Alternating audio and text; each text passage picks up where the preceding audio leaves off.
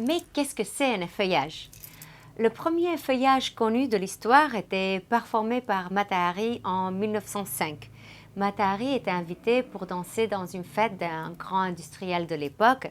Elle est arrivée habillée en danseuse javanaise et en dansant, elle s'est dévêtie progressivement pour finir toute nue et s'offrir au dieu Shiva.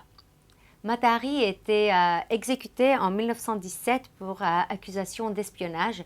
Il y a certains historiens qui disent qu'il n'y avait pas suffisamment de preuves contre elle pour ces accusations d'espionnage et que la vraie raison de son exécution était que Mata Hari avait osé transgresser les règles de l'époque.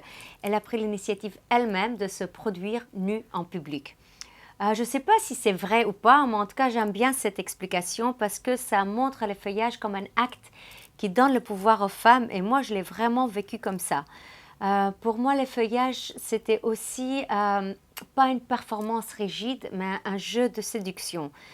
C'est surtout l'art de se dévoiler de manière suggestive et sensuelle sans jamais tomber dans l'explicité et la vulgarité. Et en dévoilant son corps de cette manière, on apprend à l'accepter. Quand on accepte notre corps, petit à petit, on apprend à l'aimer.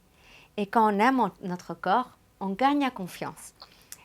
Le plus de confiance qu'on a, le plus de sex-appeal qu'on a, le plus de pouvoir sexuel, le plus on devient attirante. Donc le plus on est attirante, le plus on a de confiance. Ça nous donne confiance. Et le plus on a de confiance, ça nous donne encore plus de sex-appeal. Donc c'est un cercle positif et c'est justement ce qui montre que le sex-appeal, c'est quelque chose qui vient de l'intérieur et il n'est pas lié à l'apparence extérieure ni à l'âge.